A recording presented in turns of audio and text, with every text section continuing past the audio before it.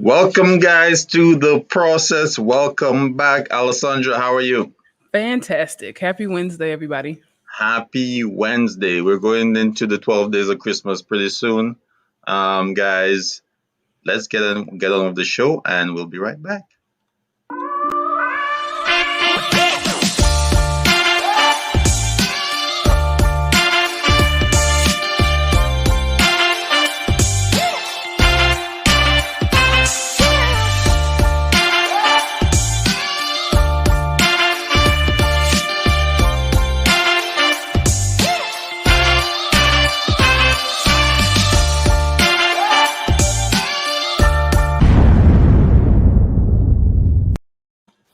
All right, let's get into the hot topics. Alessandra, what's on your mind? What's grinding your gears? What's a hot topic to you? Let me find out, and so I'll piggyback off what you're going into, and then I'll Yeah, segue into what I think is a hot topic right now. that Let's go. sounds good because I've got a few things. The first hot topic that I have definitely been noticing in the Facebook groups is just the amount of money that is Hmm. being offered right now for some of these contracts.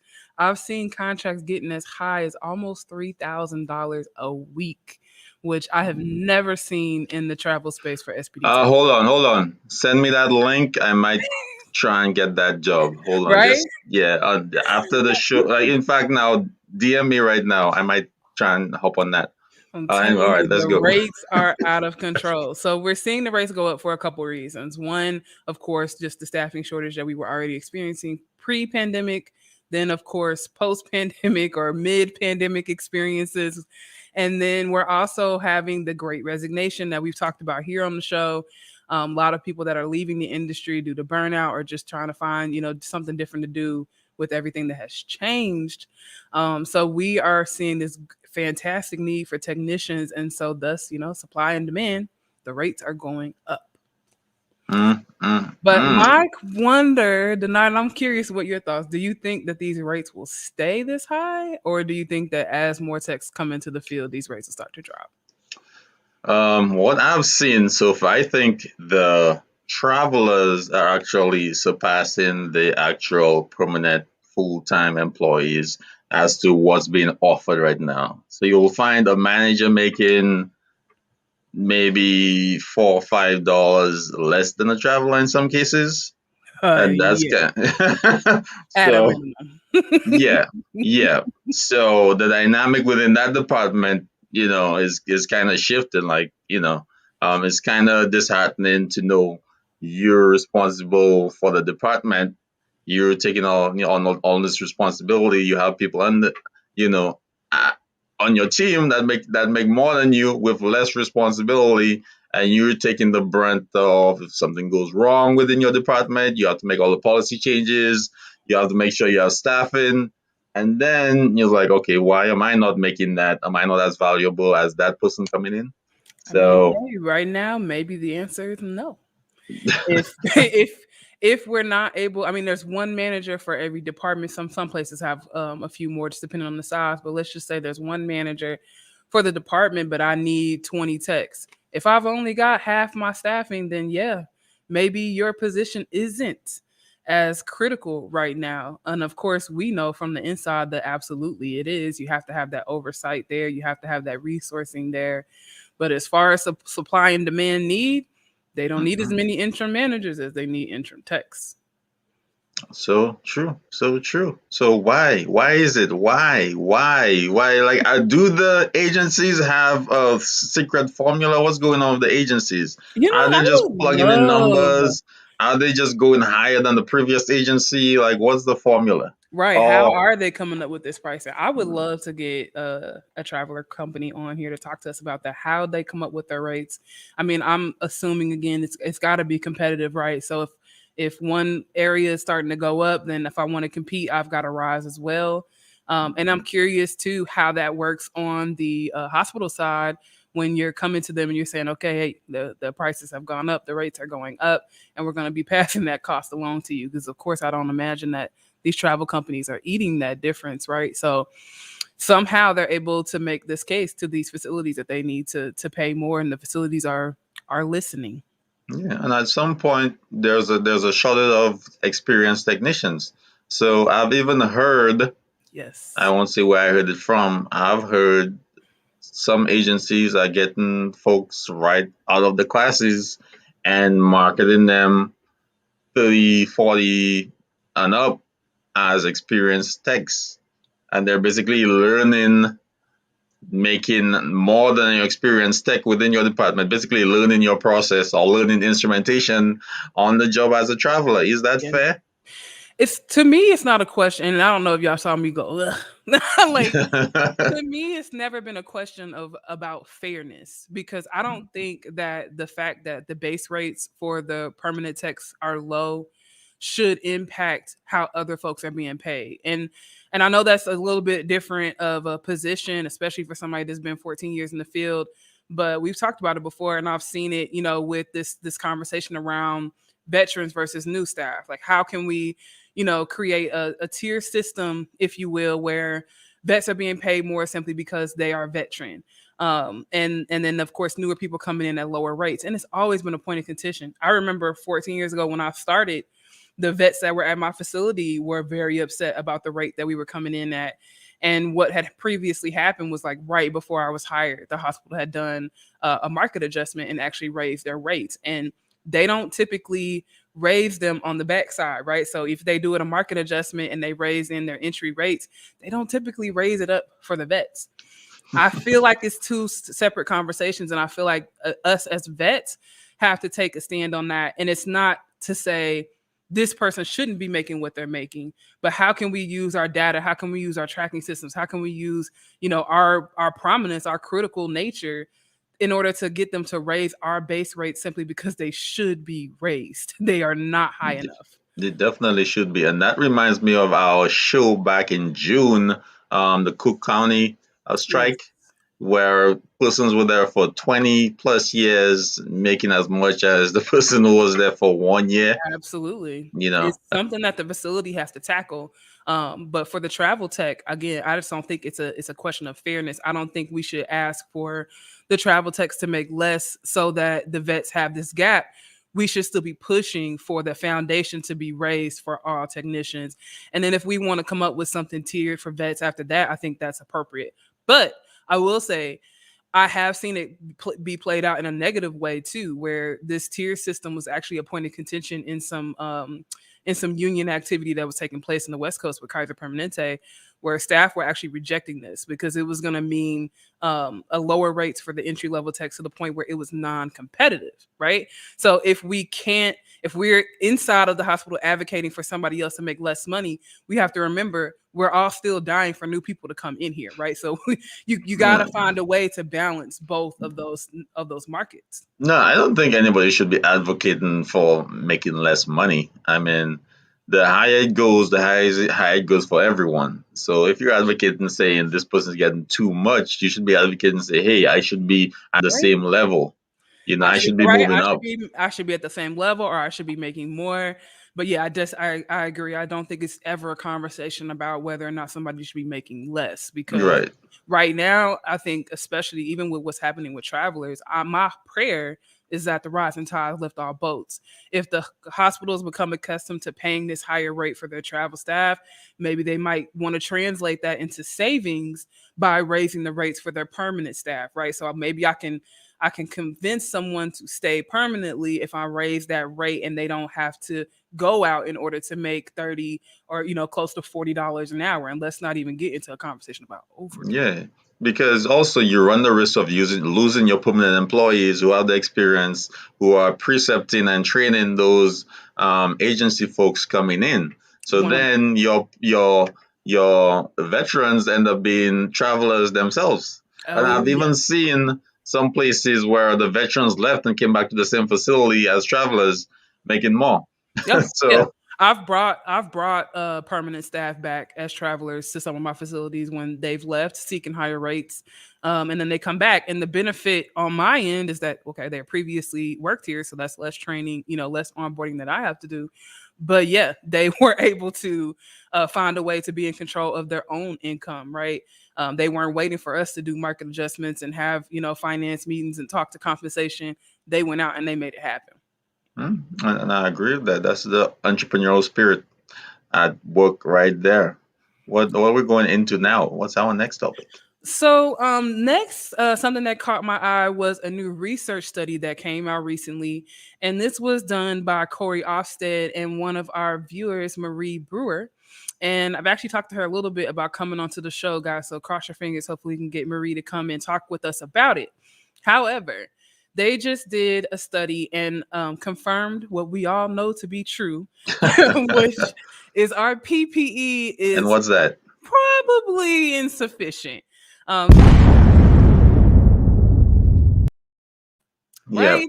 Yep. So what they submitted to APIC was a study that basically said that SPD techs or instrument reprocessing techs may be exposed to blood and tissue and patient fluids during the decontamination process due to the nature of their PPE.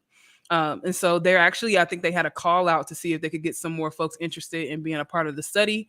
But I thought it was really exciting because while it may be the type of topic where you're going, yeah, duh, inside of SPD, it's so important and impactful for us to have research studies and data that we can use to further these conversations. It just goes so much farther. So I'm really excited to see that this peer-reviewed publication has come out. Yeah, because one thing I always notice, you see some surgical procedures where everyone is gowned up head to toe, covered, mask, everything, and then you go into digging time where the exposure level is much higher from multiple cases, and all you have is a face, little face shield, mouth cover, a flimsy gown, and some shoe covers and some gloves, and that's it. So Absolutely. why at the procedure level you're covered from head to toe without anything being exposed, but in the decontamination area where there's more risk, your Yes. your pants is exposed, your back's exposed, your neck. It doesn't. It's interesting, and it's also interesting to see PPE from around the world. That the other areas seem, like you said, seem to be a little more covered up in general than we are. And I actually remember this from my time in the Bay Area when we were doing drills to prepare for Ebola, and we were training people on how to don and how to doff PPE and how to use those PAPR systems and all the good stuff. And it just became very apparent that if we were really dealing with this disease, we were not covered. We were not safe, even if we put on our PPE properly. And I think that's the key point about this study is that they're saying even if you don it appropriately, it's giving you insufficient protection. And that's so true. That's so true. How many people out there has gotten that splash on their neck, and I'm like, oh, I hope there isn't blood there, or took your PPE off and went to check it out and wipe it off and wash your neck. It just doesn't make sense. Or if you have a high splash, if you clean something and there's you squeeze your water gunner and you probably squeezing it through a Fraser suction and it splashes back because there's too much pressure going through the gun. It goes up, comes down on your cap, on the back of your neck. You know, Been there. like this always happens. Or you're working on the sink across from someone and they decide to spray a lumen and something comes out, shoots right on you. Like it's really we take a lot of risk, and then there's no surveys or studies letting the There is now, buddy. the powers that be right now there is that this is actually risky. But you have to look at conversely on the surgical procedure side, what surveys and what surveys have been had that would allow them to wear full PPE in a procedure. Like what are the risks? What's the difference between their risks and our risks? So Absolutely, right? Like, and I think it's been one of those things, like, if you've been in the field for a while, that you've always wondered, right? Because we'll talk about European standards and how they're so much more stringent than what we have over here. And every time I hear it, I just go, but why? Like, why? Exactly. And I hope this survey definitely, this study definitely helps. But and now I'm thinking now it's gonna cost more money, and it's gonna be hard for facilities to provide that level of protection for SPD because during the pandemic, we were using plastic bags, we were using PPE multiple times Yeah. per week, trying Some to people bringing conserve in face rain masks. boots And the and OR always had new equipment. Most, in fact, most, I'm not going to say all because right. there's some places in the country that were really struggling. But some ORs were getting new gowns for each case. So what is the risk to the patient? Is the risk to the employee? Like, which risk is greater, and what are you going to prioritize on the facility level? And hopefully you're prioritizing both because you need both, right? Mhm. We talk about it all the time. Hospital healthcare, it's a business. We don't make money without patients, so sometimes this conversation about what came first, the chicken or the egg, the sterile processing department or the Mhm. surgery department, it's irrelevant because all of us get to go home if our patients cannot come in here and be safe, right?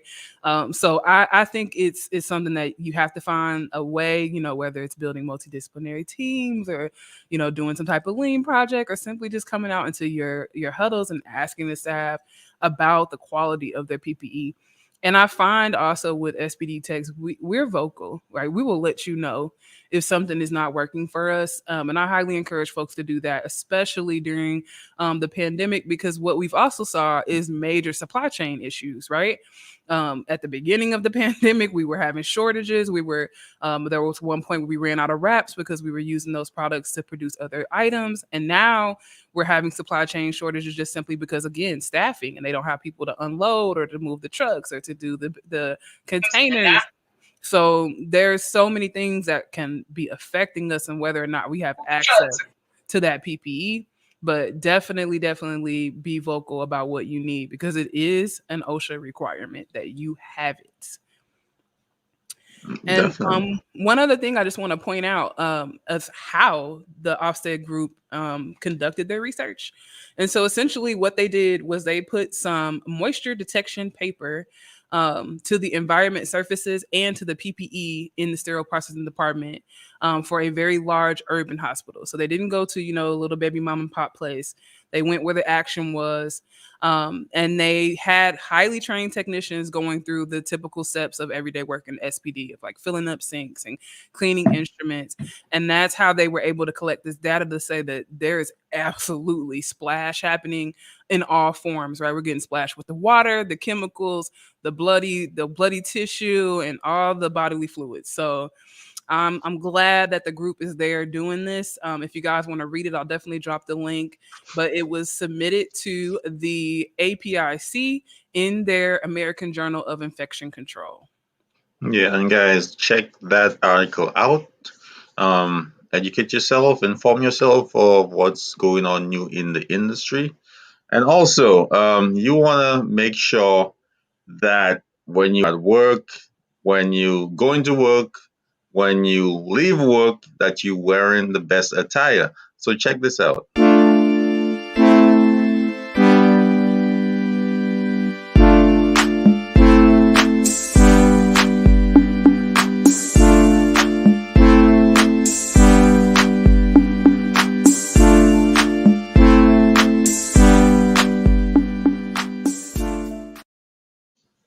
So guys, check out our Etsy store. You get some cool t-shirts, some cool mugs, something for the holidays if you want to give that sterile processing technician a little something and you have no idea what to give them. Give them a little something where they could be appreciative of that you understand what they're doing in their profession.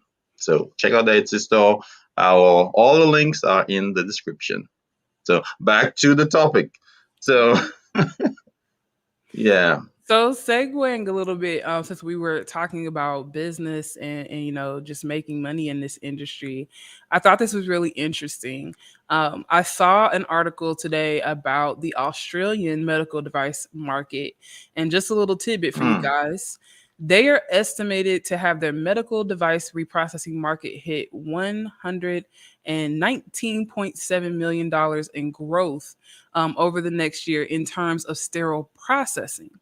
And what they said was that they are finding that they have a new market of investment taking place into sterile processing technicians, right? So making them, right, doing the education programs and hiring them and getting them on the field. So, it's not a small market that we live in worldwide. And then on just to piggyback of that, there was a question. Veronica posed a question on LinkedIn recently about how do manufacturers get info for creating reprocessing procedures for their new devices. So Yeah. that definitely just makes me remember that. And And some yeah, shout out to Veronica Holder for she just posted that question and she tagged her industry leaders. And that conversation is definitely live on LinkedIn right now. So definitely check that out on LinkedIn. Is it on the Process Podcast or did she just I post believe it it's on on? her. I believe it's on her personal page, Mhm. and I've seen quite a few folks from different backgrounds take a look. One even a manufacturer that actually came out and said that she, agreeing with her that it was absolutely right that they need to have SPD techs at the helm, and he actually was saying that it helped him produce his product when he brought it in and he got feedback from sterile processing experts. So I think it's a great way, to start a conversation around something that we all gripe about in the break area. Like, why do they make these things and they don't talk to us first? Yeah, but conversely, you have to look at what that item is used for too. If some things you can't make too accessible to the cleaning process because that might affect the ease of use. Now, see, that's You where know, I seeing that? start getting a little concerned. I said, no, I see that, but that's where I start getting a little concerned because can you really compromise on the ability to clean and sterilize an item simply for its use? Is that safe for the end So users? usually that's just from my mental processing. Usually, Oh no, it's real. I mean, we if have you products that are yeah, complicated because usually if you think of a concept, you think of, oh, I could make this better, right? You're not thinking of after I use it, how do I clean it? You're like, okay, I could make this better, and everybody will be happy. But hmm then on the back end, you have to think of, okay, after it's used, how do they clean it? You're yeah, thinking of the satisfaction of the user versus the endpoint where the reprocessor gets to reuse it. Some like if you look at maybe kitchenware, you'd have a lot of kitchenware saying, "Hey, well, you buy our bowl, you could clean it with just a flush of water, and then everything will be fine." right. So then that Everything definitely. slides off. But in healthcare, the development process is more focused on the patient satisfaction. Sterile processing and the reprocessing process sometimes gets left behind because you have to think of all the manufacturing steps. Yeah, You may add an extra couple $1 million just by creating an access point to take something apart. So do yeah, it. Like, you do know, it. If do it. that's what you've got to do, do it. And I think if what you're saying is true, because we're not device manufacturers, so Hmm. we're just giving our opinion. But if Right. what you're saying is true, is that the focus is on the patient satisfaction, or the end user, and not necessarily cleaning the sterilization modalities, I would challenge those manufacturers to come up with a project process that continuously rounds them back to those questions of, okay, maybe we just had a little innovation with this product. Let's go back and make sure that we're able to clean it and we're able to sterilize it. Because like I said, at the end of the day, you can make the most complex piece of instrumentation you want to do the most complex procedure you want. If I can't clean it, it's as good as nothing to me. So, and you hate to see these known complicated issues that just kind of get passed around until someone is able to do some research and say, you need to look at that, like the duodenoscopes, or just all these things that we know on the field we are struggling with, but we don't have the data to raise it up to a level to say this is actually needs to be a hard stop right now. True, true. But you have to look at from the manufacturer standpoint. Like if I'm a manufacturer, I'm going to look at my benchmarks.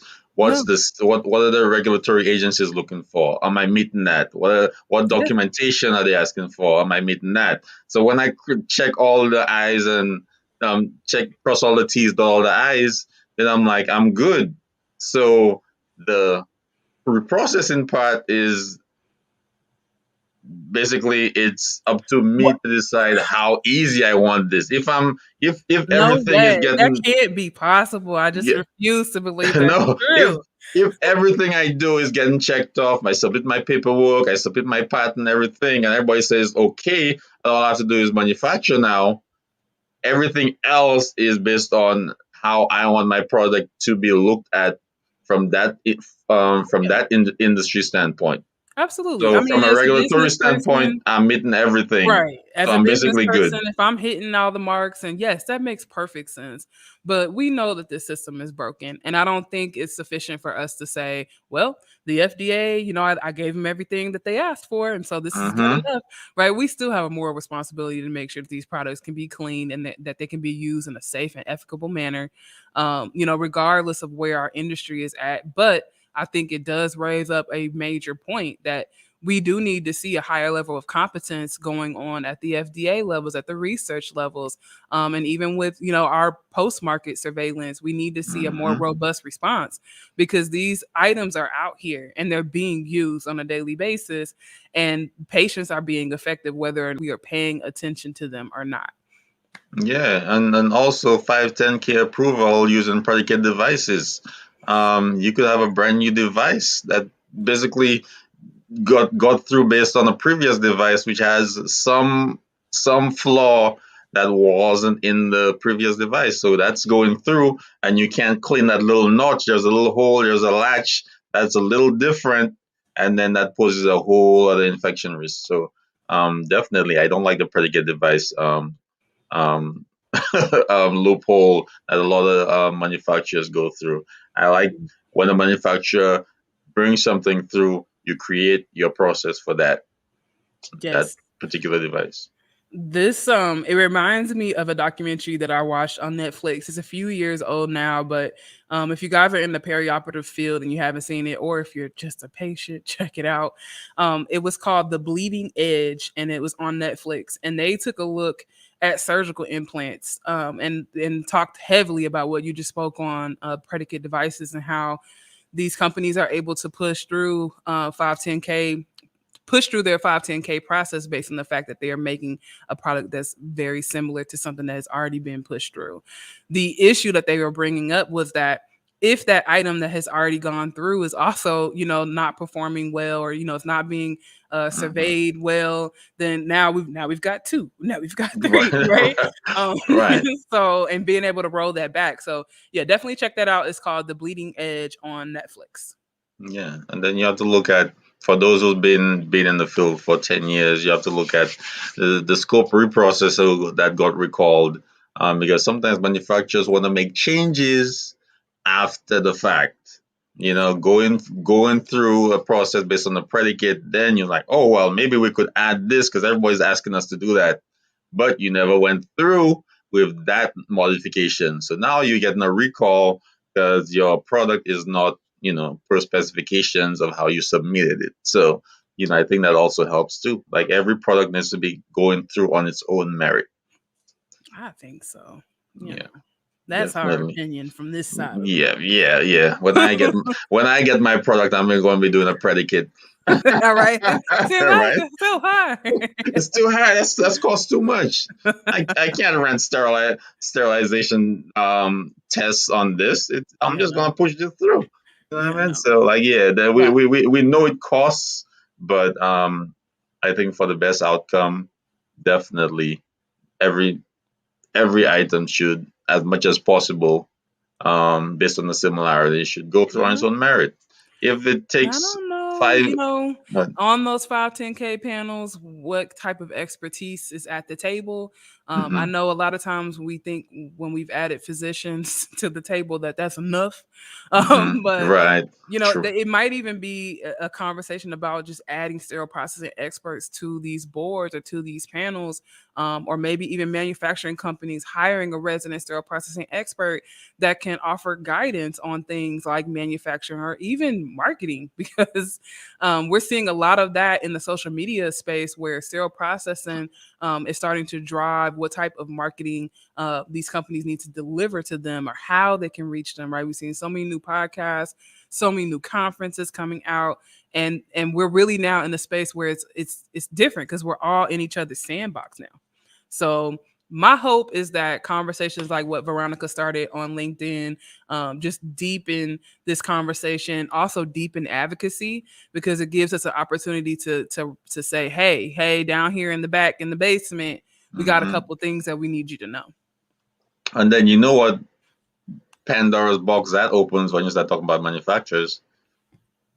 You start talking about IFUs. Start talking about Because you can't just say my IFUs are your IFUs. Prove it. What did you do?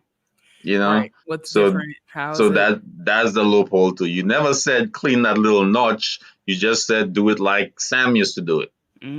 So basically, so the IFUs don't match, don't make sense, and then you have adverse reactions when it comes to the patient. So, just another thing to look at. And just as a tip, I know we've mentioned it a few times on the show, but if you are finding at your sites that you're having trouble with some of your instruments, maybe you're noticing a particular thing is really difficult to clean, or you're finding that you open up a sterile pack and there's a hair inside, or you open up a sterile pack and you're finding that items are missing, you can actually make a MedSun report. And so this is an arm of the FDA, but what they are responsible for is post-market surveillance. And they rely very heavily on the individual facilities to self-report when they have issues like broken implants, maybe something you were using during a case broke all of a sudden. They're relying on us to let them know that we're having issues. And then what that does is that as other people are reporting those same issues, they're able to see where they need to put their focus on as far as post-market. So they might even issue a recall, based on the number of responses that they're getting about a particular issue. And I think it's an area where we have a lot of opportunity in the sterile processing space, because again, there are things that we complain about constantly. Certain sterilizers are always going down, or certain cart washers are always going down. But until we're able to get the data to support that, those companies will not ever be asked to take a look at those processes. And you can also absolutely reach out to those reps and manufacturers themselves and let them know, like, hey, I've been using your product and I'm seeing a little bit of an issue here. Is there anything that you can do? And they might kick that back to their research or their clinical education departments. Yeah. And then there's the saying, if it wasn't documented, it didn't happen. So, right? And it's so busy. It's like another report. Are you serious? But I mean, this could be as simple as you partnering with like your risk management department or your infection control department, and maybe having a process in which you submit to them, and then someone's able to put that data in for you, right? It doesn't necessarily have to be us, but just making sure that you're closing the loop on that communication. Some of the nicer things that I've seen are, as SPD departments are getting hooked up with like facilities ticket systems, like where you can go on your phone or you can go on the computer and you can actually put in a work order within your facility. As those type of things become more and more popular, you're able to really get a great grasp. I've had experiences where I was able to use that data and have our contracts extended when we put in new equipment and it's just breaking down. There's a difference between you being able to say, okay, like this is really annoying. It feels like it breaks all the time. And then being able to go to a company and say, hey, listen up. 60% of the time, this thing is down. So that means 60% of the time, I'm not able to provide safe and efficient patient care. They will respond, more aptly if you have that data. And then also, I agree with everything you just said. Also, a way you could allocate that data, if you're in a health system, just to make a stronger case, get your other ancillary departments or your other facility, your sister facilities, get that same data to see if they have the same issues. So you could present a bigger case to the manufacturer or to the vendor, to let them know, like, all my sister facilities, my ancillary departments are experiencing the same thing. Yeah, You know, it helps. The more, the better. Definitely. definitely, definitely. And guys, so this is our hot topic show, right? And I know you guys are enjoying it. So one thing, just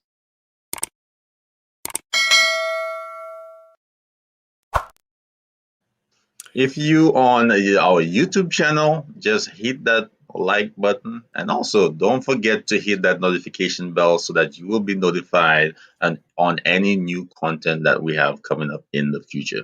So Alessandra, what's our next topic? All right. So our next topic is about some new legislation. I saw or excuse me, new litigation that is Hmm. going on in the state of Georgia. So I was on a panel today for Beyond Clean. You guys definitely check that out. The episode is going to be airing on Tuesday. And one of the things that I talked about was that the state of Georgia is actually in a process of litigation because they are not too pleased with the EPA trying to strengthen their regulations on ethylene oxide.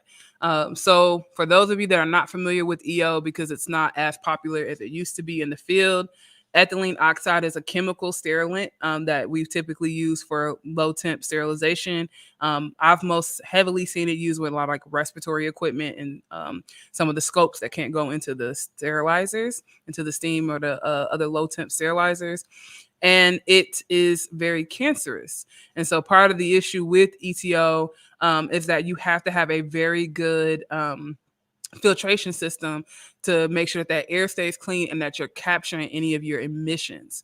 So the state of Georgia is in the process of putting a new bill in place that if your company is using over 50 pounds of EO, you have to have a process in place to make sure that you're one restricting the use to what is absolutely necessary, Hmm. that you're monitoring it always. So they want monitoring devices installed that do continuous monitoring, versus where we used to wear our little monitors on our scrubs and do that every once in a while and just make sure that nothing was coming out. The state of Georgia is saying no, that's not good enough.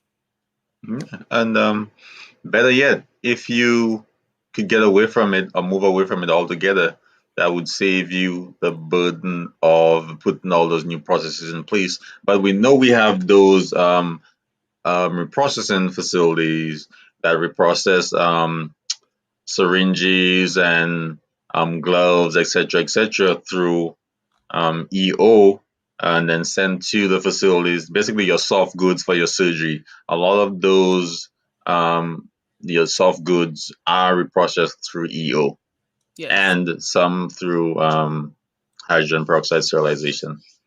So. Yeah, and it's definitely a larger issue. I'm from Illinois, and a few years back, Illinois actually put a rule in place through a Senate bill. I think it was a Senate Bill 1854, in which they said that any manufacturer had to catch 100% of their emissions, and so that's also have been a source of litigation. So it's something to think about. Outside of the SPD walls that these companies are doing this sterilization in major plants in our communities. So we have a Mm, vested interest in making sure that they do it and they do it safely. definitely, definitely. And if you have been exposed to EO, please report it, or please let your human resource department or your what's that department? Employee health department know. Yeah. Let your manager, supervisor know. It's a very serious issue, and still we have no real surveys of sterile processing professionals after a long, extended time. How that affects them in the long run.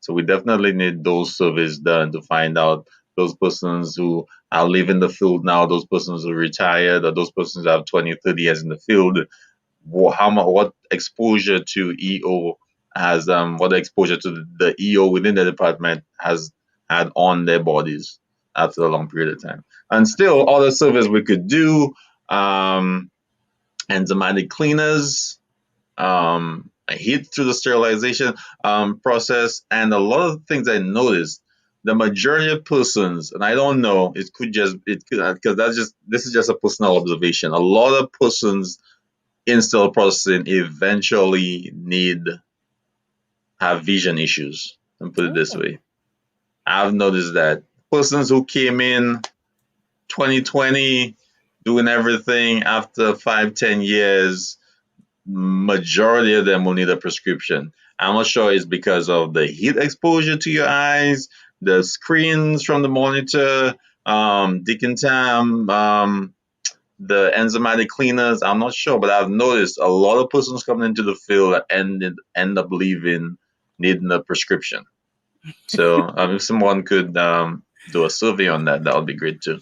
yeah. Do some studies on that. I think that is a really interesting um, space that we do need some research in of just body mechanics and what is safe, right, for us to do because it's common, I think, for technicians again for us to be on the floor and gripe and complain like maybe too many days straight in decon is dangerous, but having some actual data and some research to support Hmm. it to say, here's what mechanics are involved in that and the wear and tear on the body, and this is what we suggest in order Hmm. to be able to keep these folks in tip top shape.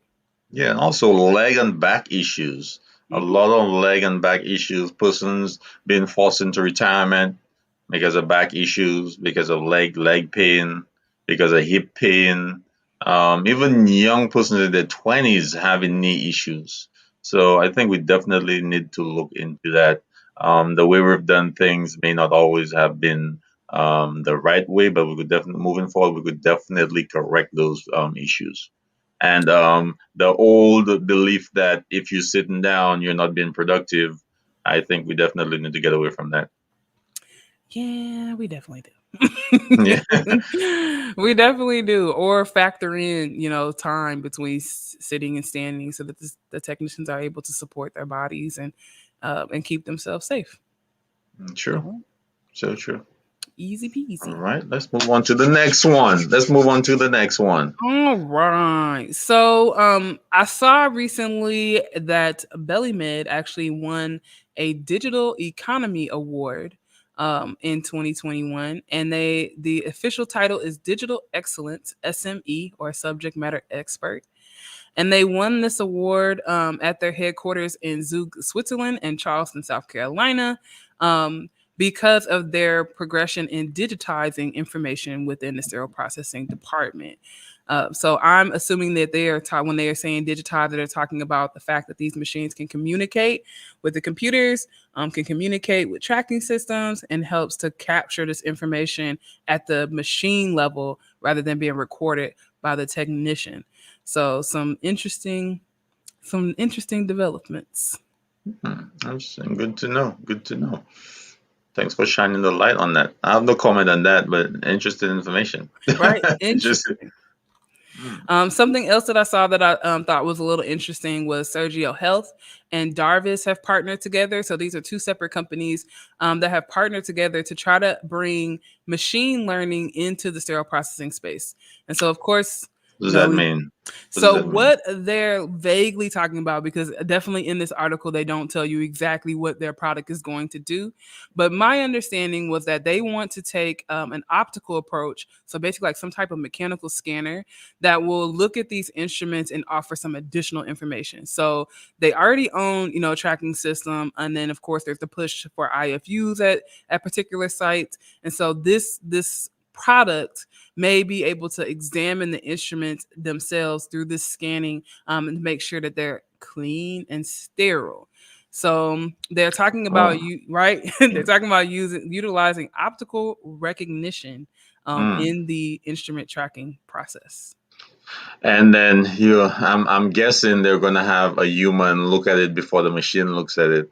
Hey, So you know, who knows? it Who kind of. knows in the robot Yeah, world how it's all gonna go?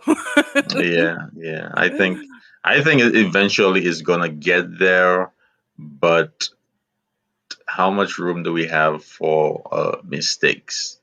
You Definitely. know, or double checking, or you know, I don't know. I don't know. I don't think it'll be as Not that human beings don't do a diligent job. I don't think it'll be as diligent as what a human would do.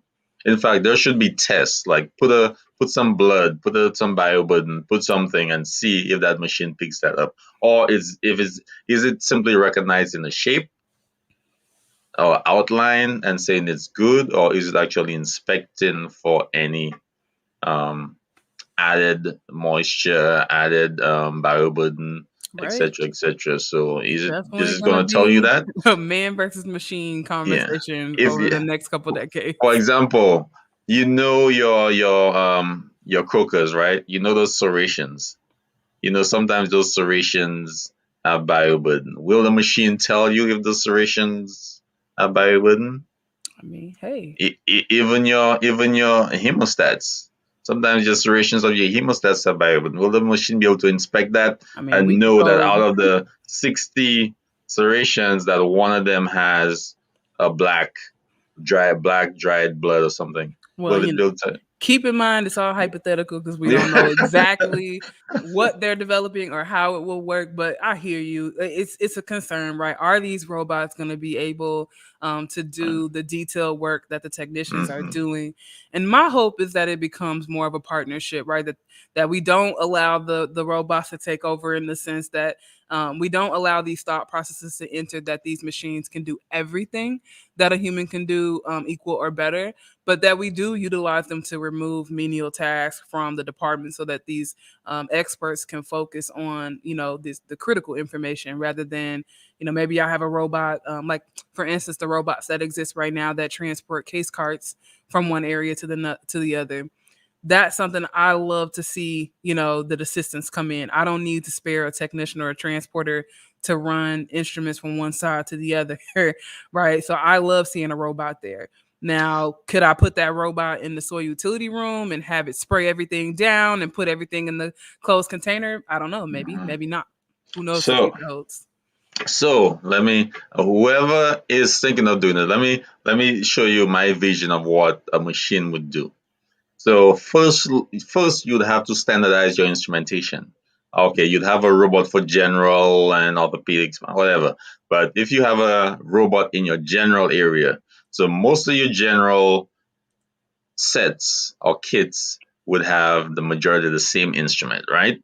Right. So then you would process your instrument, your sets based on your instruments. So you'd have maybe 100 hemostats. You'd slide that through. You'd inspect your 100, slide it through a conveyor, and the machine would pick it, separate it for each tree. Pick it, separated for each tree. Then you'd have 100 Kellys separated for each tree. Then you'd have 100 two forceps, rat forceps, and would separate that. Then anything specific to that tree, the human or the technician would add it to that tree. But the basic instrumentation you'd have on each tree, and then the added piece if you needed a weighted speculum, etc., or retractor, a diva, etc., or Richardson, you would add that after the fact. Mm, I mean, hey. Yeah, so guys, so I'll send me I'm about to say call the 10%. process for consulting, right? Yeah. Um, so yeah, that's how I envision that going because having a machine put all those various instruments into one tray, to me that would be a little too cumbersome. That would be too much thinking for that machine. Yes, man. And then how would they take it, put it in, holding it? Now if everything had a loop or or um or a shape the same, I think it would be easier if it could just slide through or be strong. But anyway, so I digress. Let's move on to the next one. He digresses. Yes, yes, yes. That is all I have today for hot topics. Woo! Yeah, and that's it. Hold on.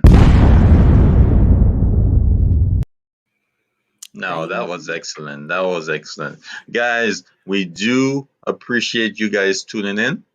We always appreciate you guys tuning in. I've been on social media listening to all the new podcast CE information. I really enjoy the presentations, the special debates. I do like that on LinkedIn. or It's been very schools. interesting. Yes, yes, yes, yes, Yeah, yes. for my technicians that are heavily on Facebook, make yourself a presence on LinkedIn. You don't have to go over there every day, with the same level True. of energy that you have on your Facebook pages, but definitely from a networking standpoint and from an information standpoint, you need to be over there. That's all I Yeah, and definitely, guys, if you have an opinion, please share your opinion with someone you trust. See if they could develop that into some form of content. You could always reach out to us. Let us know what you're thinking.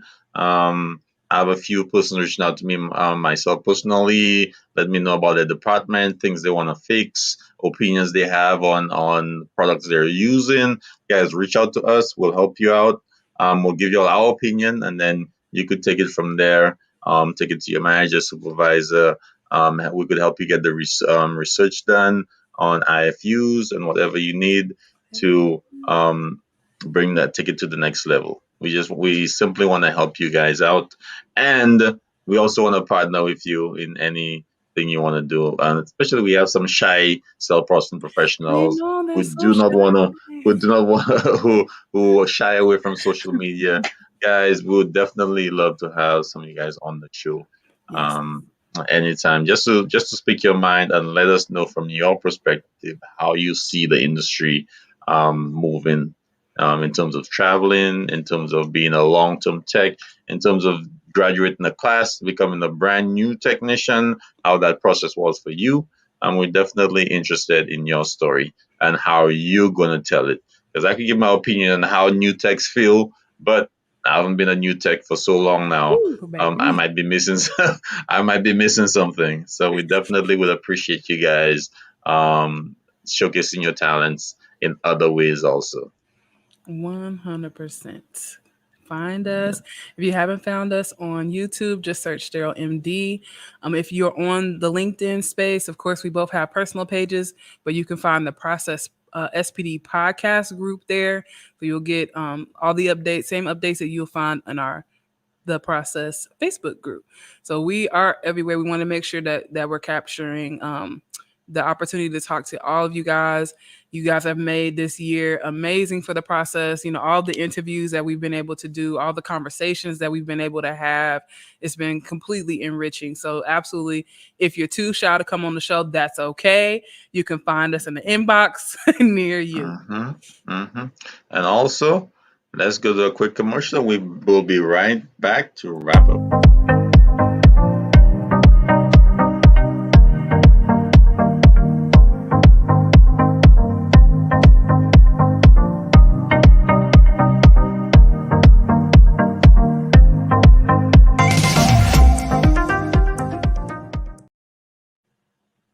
Oh, I like that song. Right? Jamming. You guys can find your process t-shirts over there, as well as my favorite sterile processing on the front line before the front line was popular. I love that Yes, t-shirt. yes. I And think it's a great conversation starter. and then we'll be coming out with some new gear in 2022. So stay tuned for that. And then we'll also be making new content on attention to detail. Alessandra, do you want to talk about the possibility? I know we know it's going to happen, but do you want to talk about the possibility of a new platform or not yet? No, I don't actually. Oh man! All right, dang. So I'm we're not in the gonna. habit of giving Christmas gifts early. Oh man! So Which I think we is a great opportunity for us to talk about the So holidays. let me let you guys know before we go into our special exit. Okay. So guys, we're on. If you could check out our website, which is our podcast, it's called the process dot one. You could get us. You could listen to us on Anchor, and you could listen to us on TuneIn Radio. You could catch us our live show on Facebook, LinkedIn, and YouTube, and we're also on Spotify. Yeah. So Yeah, so you can't get away from us. We're Instagram. Why everywhere. would say Instagram? We're everywhere. Oh, we're Just in find on us. Instagram. If you type in Star Meetup. Hustling on your Instagram, we're on Meetup. We're Um, everywhere. where else? Yeah, That's we're something else I'm basically excited for in 2022. The meetup events that we have coming, like it's gonna be crazy here on the process. I'm so excited. it's gonna be good. And then we're gonna be coming to a show near you when this COVID thing subsides. Eventually, we have the we had the Delta. Now we have another like. Well, the next one after the next one, we're gonna be ready. So there's probably one Shoot. more coming after that.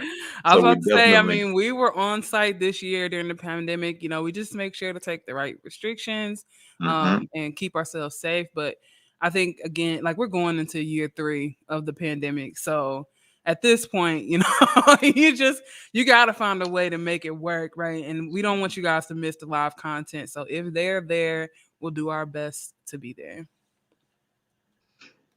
And Alessandra, you want to go into some tips? Yeah, so I wanted to end the show just talking a little bit about the holidays before we get too close to Christmas.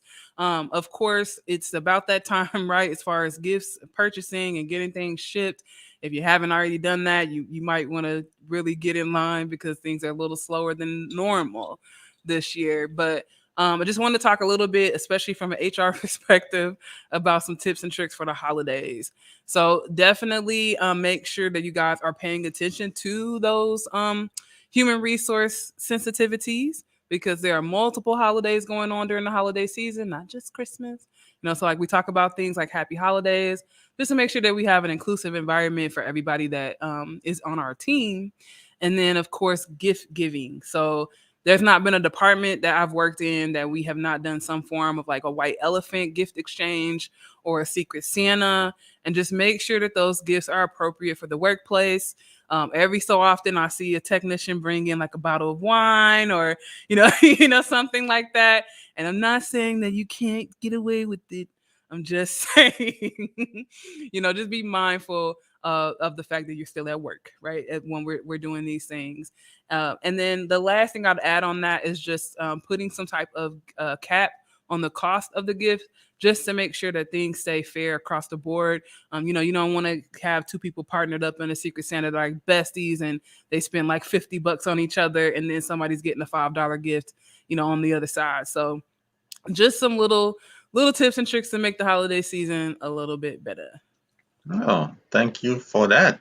Thank you for Yeah. that because I don't want to get a cheap gift after I spend all my money to help you out, get you that flat You screen give TV from you your wanted. heart I don't want to give you that flat screen TV you wanted, without and expectation in I'm getting return. some headphones. No, it doesn't work like that. I'm sorry. I'm sorry, but definitely, guys, try and do something to create some team building activities Yeah. for the holidays. And I know sometimes it's hard when you have persons a little distant throughout the year, but try and figure out something. I know Angie does a couple does the huddles which she has the sayings and stuff the on a regular basis. Oh From yeah. exactly what she did. Angie, I used to do that every day, like have a yeah, motivational quote. the Or just motivational quotes. Yep. yeah. Or just like you said, find some little team building exercise that you can do in your huddles or right before you start a shift. It just helps to blend the teams together in a busy time, because Mhm. if you're not inside healthcare, you might not be aware that True. that this is some of the busiest times of the year for us, because people have met their deductibles and the game is on and people are trying to get those cases in before they go on vacation and all Hmm. that good stuff. So it is very busy inside of the surgery departments right now. Yeah, and guys, even if you're not a manager, supervisor, you could always buy a little thank you card at the dollar store to get a little 10 Yeah, pack, 20 pack. doesn't have to Just be put a expensive. little thank you in there. Put a lottery ticket in there. If they win, they win. If they don't, at least you did something fun for the Did group. something nice. So you could be a first year tech or senior tech. You could still do something for the group. Don't always rely on leadership to make that gesture. All Yeah, right. please. Look, we beg of you. And then at the beginning of the year, you're like, well, they don't do anything for us. Like, be the change you want to Ah, see. Thank you. Be the change. I was about to say, if y'all could just pack all of that up this season, I think after everything that we've been through this year, nobody even needs to hear it. I want to bring back one of the, if you ain't got nothing nice to say, don't say anything at all. Like, let the positive vibes ride, guys. We don't need the griping and complaining every day. True. And so, guys, we'll leave you. Are you gonna do something special for us? Yeah, so All right. I'm gonna sing a little Christmas song, a little holiday song for you guys. If you watch my personal Facebook page or if you're on Candray, you'll see every so often I do the Sun Gospels, which is just when I come into work, I will take a moment and sing a little song that's on my heart just to kind of lift the spirit. So I hope you guys like it. And I originally started doing caroling on the patient floors. I did once where I went around to the burn unit and visited patients and did Christmas carols. So there's all types of ways to give back inside of the hospital system. Just putting that out there. But I wanted to do this special for the Process family and just again continue to thank you guys as we exit out of 2021. We really, really appreciate having you here. So without further ado, I'm Let's gonna go. sing "Have Yourself a Merry Little Christmas" a cappella. All right. Have yourself a merry little Christmas. Let your heart be light. From now on, our troubles will be out of sight. Have yourself a merry little Christmas. Make the Yuletide gay. From now on, our troubles will be miles away. Here we are as in olden days, happy golden days of yore. Faithful friends who are dear to us, gather near to us once more. Through the years we all will be together, if the fates allow. Until then, we'll muddle our way through somehow. So have yourself a merry little Christmas. Have yourself a merry little Christmas. Have yourself a merry little Christmas now.